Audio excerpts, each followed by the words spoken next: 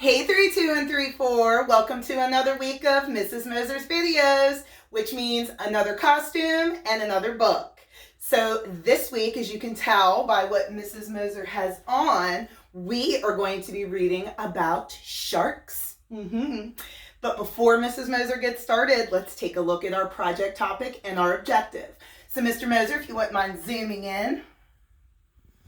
Here we go, guys. How do cause and effect relationships help a reader understand info text more effectively? Wow, that is a mouthful. So let's go ahead and break down this objective so you know exactly what it is Mrs. Moser is going to be asking you to do for your enrichment project. First things first, cause and effect. Cause and effect is a text structure. And before we got out of school, we read the book, Pete the Cat and His White Shoes. I love my white shoes. And when we did that, we did the graphic organizer of text with the text structure, cause and effect. And we talked about Pete and his shoes and how that he kept stepping in things and they kept turning different colors. So let's go ahead and review that cause and effect song that Mrs. Moser taught you.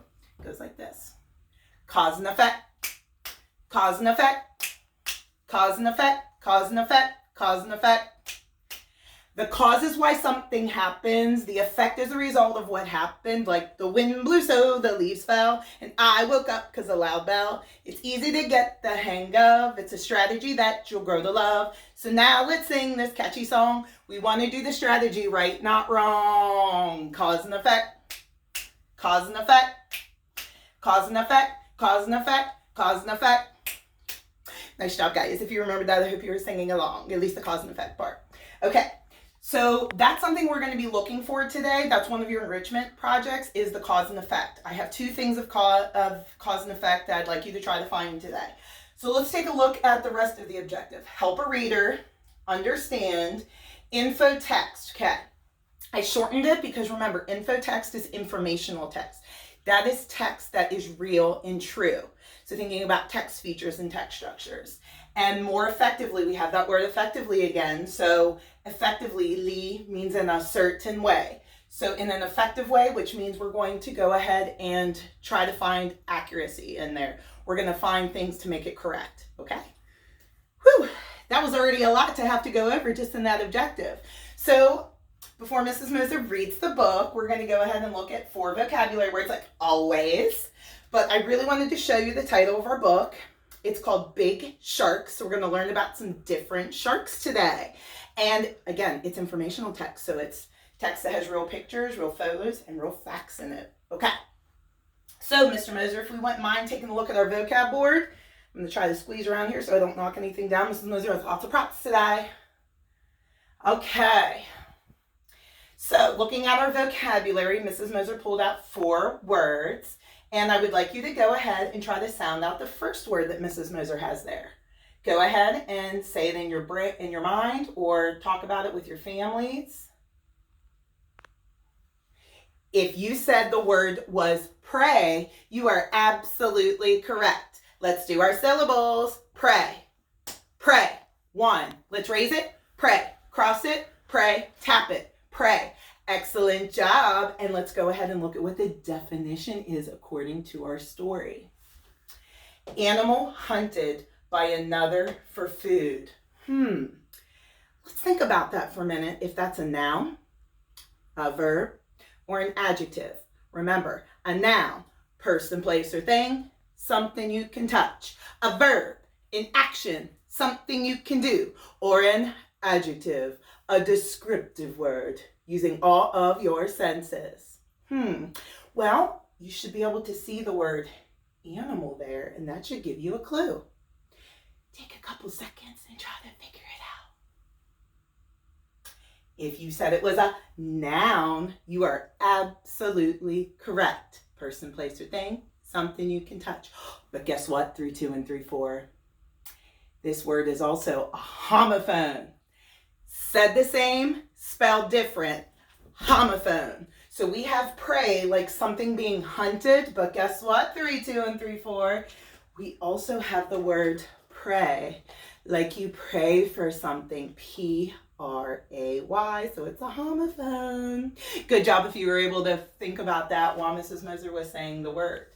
So for our hand motion today for the word pray, anytime Mrs. Moser reads that word, we're going to do this. Since our story is all about sharks, we're going to put a fin on our head and we're going to go doo-doo, doo-doo, doo-doo, doo-doo, doo-doo. Okay, let's try that one more time. Doo-doo, doo-doo, doo-doo, doo-doo, doo-doo. Excellent job. Let's move on to our next word, Mr. Moser, please. Ooh, you should already see something with this word. Try to sound it out. If you said the word was biggest, you are absolutely correct. Let's do our syllables. Biggest, 2. Let's go ahead and hashtag it. Biggest. Let's go ahead and PS4 it. Biggest. And let's go ahead and hula it. Biggest. Wonderful. You should see something at the end of this word, 3, 2, and 3, 4. We have E-S-T. And you should automatically know if that's a noun, a verb, or an adjective. Think about that for a minute. If I can use that word to describe something, if I can use it to describe the biggest hair, the biggest deck, the biggest house.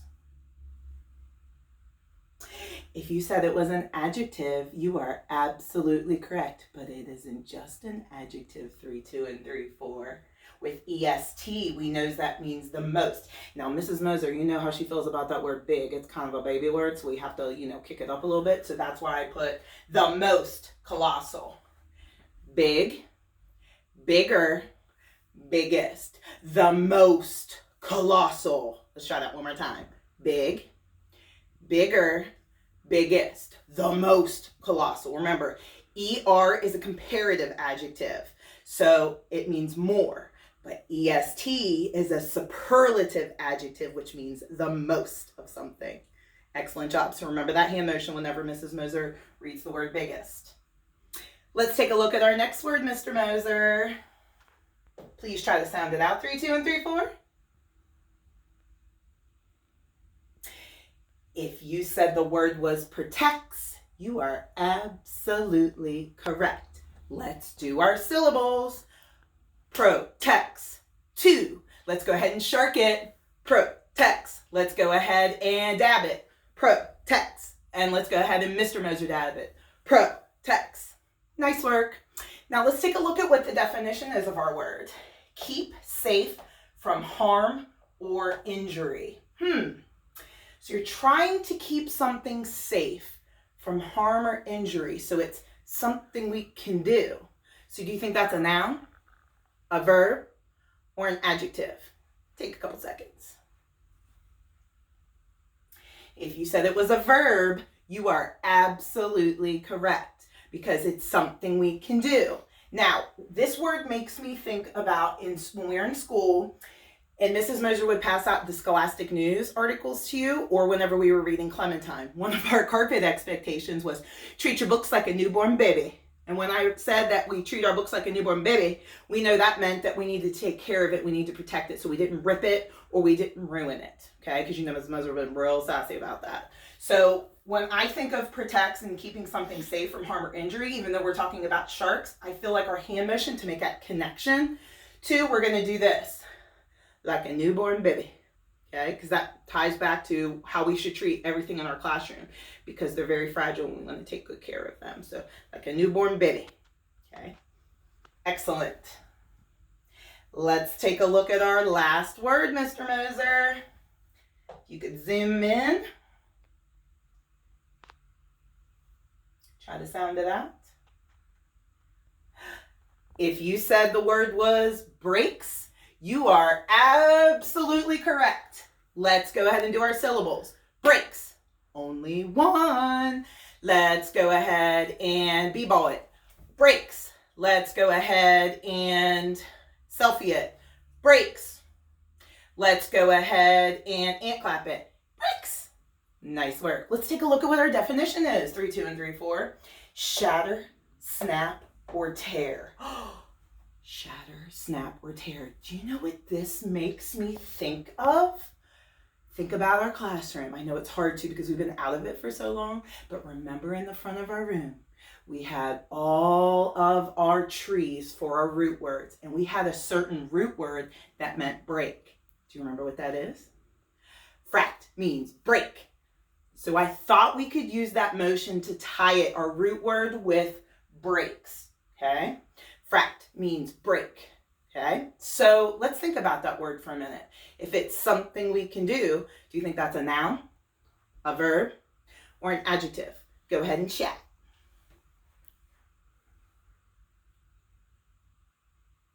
If you said it was a verb, you are absolutely correct. How it's used in our story makes it a verb. Now, you should also notice something about this word. It's a special word too. It's a homophone. Said the same, spelled different. Homophones. We have break, like fract means break. But we also have brakes, like brakes on a car. You hit the brakes, pump those brakes. B-R-A-K-E-S. So it's a homophone. Isn't that so cool? We have 2 homophones today. How exciting. Okay. These are our words. And remember, anytime Mrs. Moser says the word, let's do the motions for them. We're going to take a stretch break. That way we can get ready to read. Get yourself some snacks. Get yourself some drinks. Stretch those legs, and we'll be back in a jiffy. Welcome back. I hope you got a great stretch in. Okay, so we are going to read the story called Big Sharks. And the author of this story is by Tori Kasora, and the publisher is Scholastic. I'm so excited to learn about sharks along with you. Are you ready for some facts about some cool sharks? Because they're so amazing. Here we go. Did you know that sharks are a type of fish? They have gills like other fish do. Sharks' gills work like filters to help them take in oxygen from the water so they can breathe.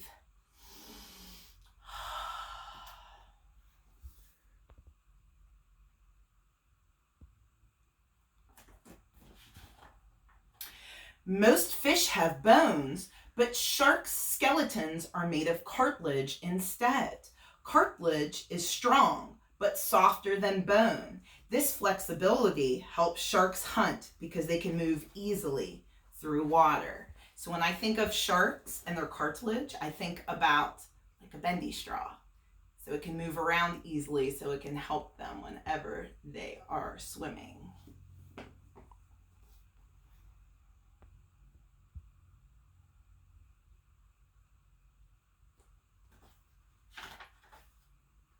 Most sharks are carnivores. That means they eat meat such as smaller fish, seals, dolphins, and even seagulls with their sharp teeth.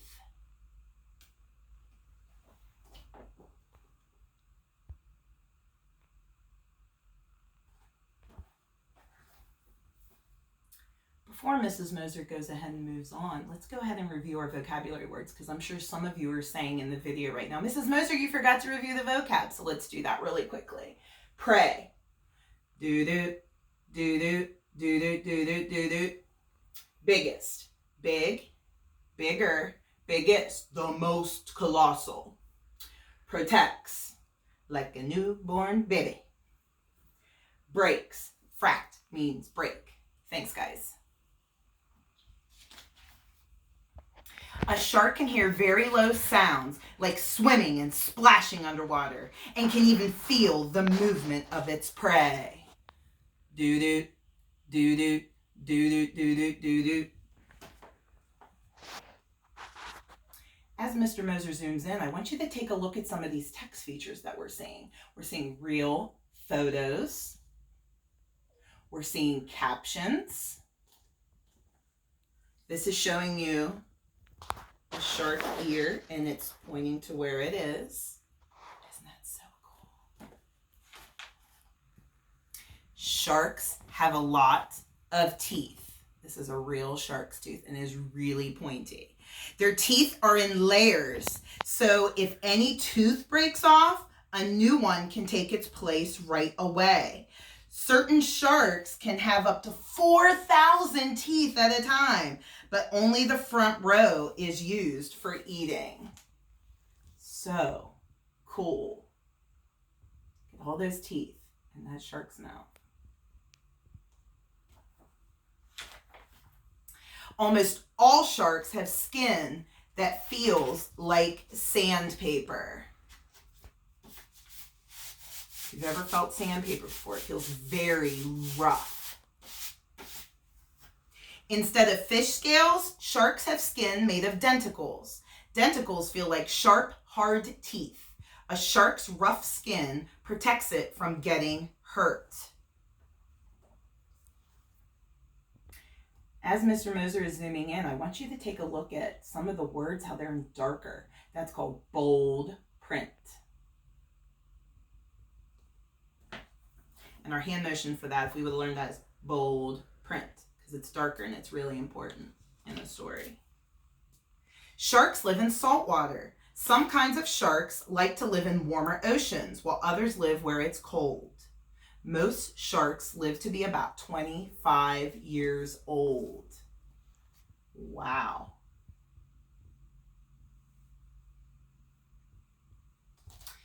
Before Mrs. Moser moves on, I want you to think about right now some interesting facts that you're learning about sharks. Also, I want you to think about how this story is making you feel. What's your mood as Mrs. Moser is reading? The short-fin mako is the fastest shark on the planet. It can reach speeds of 20 miles per hour. Whoa, that's really fast. And then Mrs. Moser is also going to show you on the map where the short-fin makos live. If you can see on the map where all the blue is, this is a map of the world, and where all the blue is, that's where the short-fin makos live. Isn't that so cool? Look at all those places where we can find them.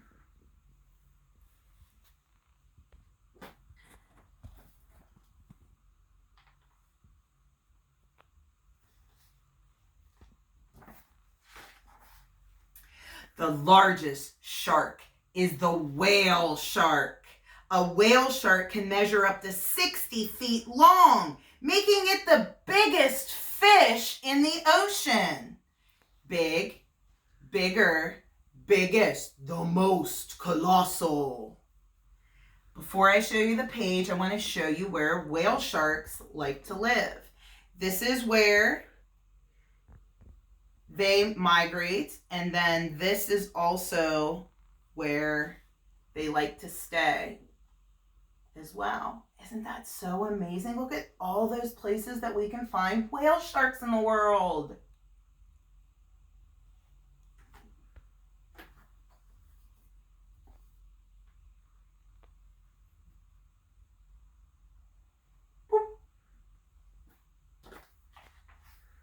The deepwater dogfish is one of the world's smallest sharks. Found in the Caribbean Sea, it can grow to be about 8 inches long. Got a little tiny one. Show you the picture first. He's so cute. Here's a picture of the deepwater dogfish. And then this is where they live. And you can see all the different places in the world where the deepwater dogfish live. So cool.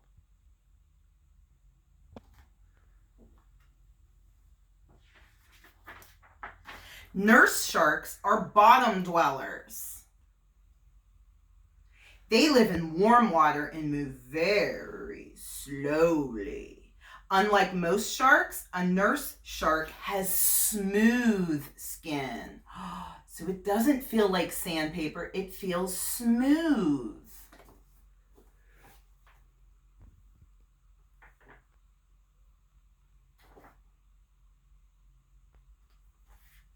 And here, take a look at this, 3, 2, and 3, 4.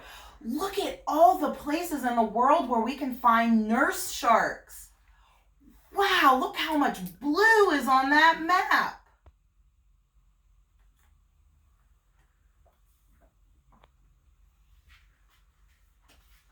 Oh, Mrs. Moser, did she forget to do the hand motion to protect? I need to go back and do that because I know probably a lot of you are yelling at Mrs. Moser right now. Wherever it said about their denticles and their skin, how it protects it from getting hurt like a newborn baby. Sorry about that, 3, 2, and 3, 4, as I'm looking up at my words. Did I show you the picture? Show it one more time.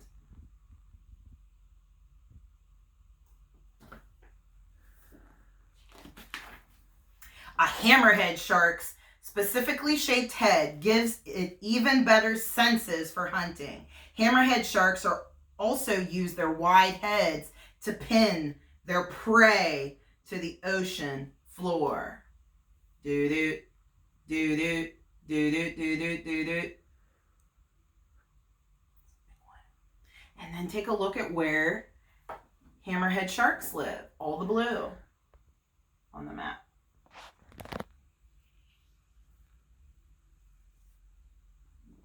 I'll show you this one more time too. Their cute mouths.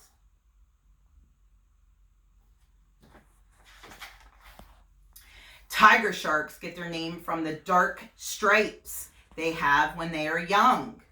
As they grow older, the stripes fade. Tiger sharks will eat anything they find, so they are known as the waste baskets of the sea. Check out those stripes.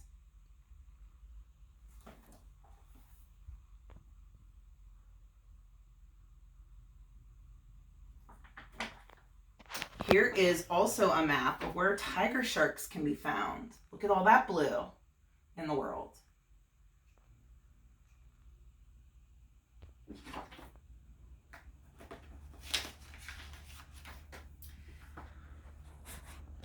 I also want you to think about right now, how do you think the author is doing by sharing facts about sharks? Do you think the author is doing a really great job teaching you about sharks, or do you think the author could be doing a better job? I want you to think about that and talk about that with your families.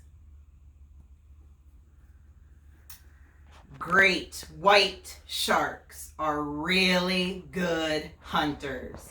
Their tails keep them to reach speeds up to 15 miles per hour, and they can sense even tiny amounts of blood in the water up to 3 miles away. Whoa.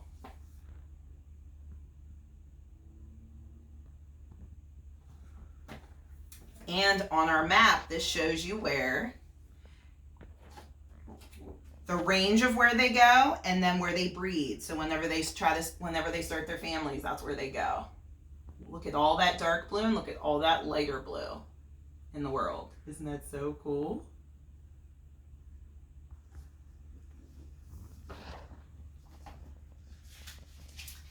We know of about 400 different kinds of sharks swimming in the oceans, and scientists are still finding more.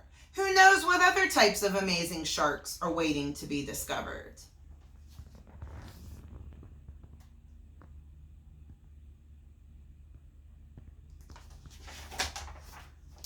Wow, we learned about some pretty amazing sharks. I want you to talk to your families, or I'm going to ask you the question to think, what would be a better title for this story? The author titled it Big Fish, but I want you to think about what would be a better title for this story.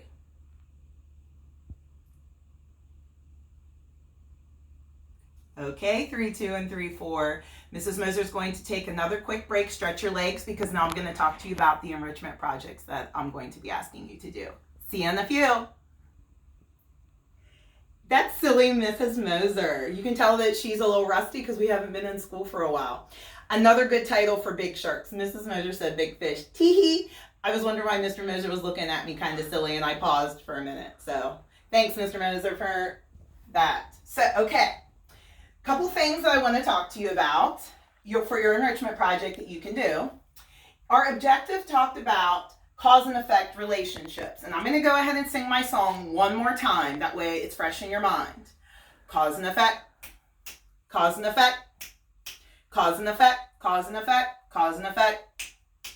The cause is why something happened. The effect is the result of what happened. Like the wind blew so the leaves fell. I woke up because of a loud bell. It's easy to get the hang of. It's a strategy that you'll grow to love. So now let's sing this catchy song. We want to do the strategy right, not wrong. Cause and effect. Cause and effect. Cause and effect. Cause and effect. Cause and effect. Nice job. Okay, so what I have over here, Mr. Moser, if you could zoom in.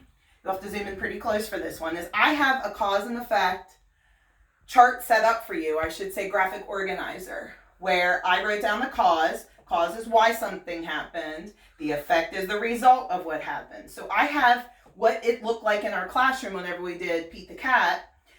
I have two causes here, and I would like you to make this graphic organizer and fill in what the effect was. So you might have to go back in the video to try to help yourselves with this one. So it says sharks have rough, hard skin. What's the result of them having rough, hard skin? What's the effect of that? Sharks' gills work like filters. Since they work like filters, what's the result of that? So that is actually one of your enrichment projects that you can do. You can fill this in and send it to Mrs. Moser, and you know all the ways that you can send it to me. Now, Mr. Moser, I'd like to work our way over to the extended enrichment, please. For the extended enrichment, this is some other activities that you can do. Write down 3 facts you found interesting about sharks and why you thought they were interesting. So remember, facts. We talked a lot about facts and opinions. At the beginning of the year, we read the book, What If You Had Animal Tales? Remember that when we did that? And we had our song about facts and opinions. And Mrs. Moser's going to review because you know she has a song or emotions for everything. So I'm going to go ahead and talk to you about facts real quick in our song so you know what you're supposed to be doing. Okay. My opinion tells what I believe, even though you may disagree. When I state a fact, those words are true. I'll bet I can prove it to you. Fact, there are 50 states. Opinion, the best food ever made are steaks. Facts tell what happened and can be proved. Opinions tell a judgment on my attitude. So I would like facts about sharks, things that are true. So that's something that you could write down and send to me. But then guess what? I have something that is pretty difficult that I would like you to try. And if you do this activity, your name will go in the raffle 3 times for this one activity. Okay? Create a haiku poem about a shark you learned about. Okay, we did haiku poems about animals. You got to research an animal this year and do a haiku poem about it. So to review what a haiku poem is 5 syllables, 7 syllables, then 5 syllables. Okay, and we wrote them earlier this year, and they're actually still hanging up in our room because they're so beautiful. So Mrs. Moser is going to show you an example of the one that she did. And that way you can see the syllables for it. Now you can't use the one Mrs. Moser did, so you can't be copying her, so make sure you do your own. All right, Mr. Moser, if you could go ahead and zoom in down here. I did one about the tiger shark, so I called it Tiger Shark Coup. And if you remember in the classroom, we typed these up with Mrs. Molosky, and then you guys got to create really awesome pictures with it. So, prefer warm water. If I do the syllables, prefer warm water, there's 5. Our wastebaskets of the sea, our wastebaskets of the sea, there's my 7. And stripes fade as they age. Stripes fade as they age. So you can see it was 5, 7, 5. Okay? So those are some extended enrichment activities you can do, with the haiku one being the big one because, what's the big? Being the amazing one because you can get your name in the raffle 3 times for creating a haiku poem about one of the sharks. And if you want to do one about a shark that's not on there, I'm really cool with that too. Okay? So again, we have our cause and effect activity that you can do. We have our extended enrichment. And then also, if you got the opportunity to, you also have your enrichment packet that you can do that has reading and math activities in it. Okay? Wonderful job, and I cannot wait to see your work. I love you and miss you so much, and I'll see you guys soon. Don't forget the raffle is on Friday.